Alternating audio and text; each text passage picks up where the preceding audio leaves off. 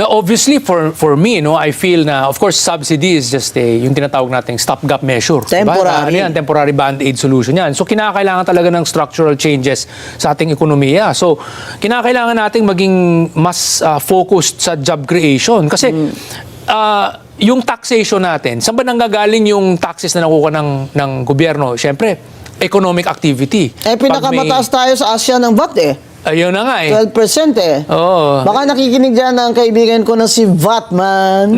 Pumayag na po kayo, sir. Yes.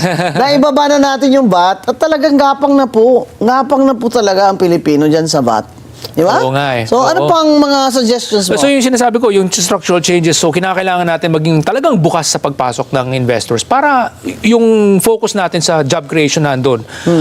Para alam natin na hindi talaga tayo pwedeng umasa na laging nagpapadala ng OFW sa ibang bansa. Kailangan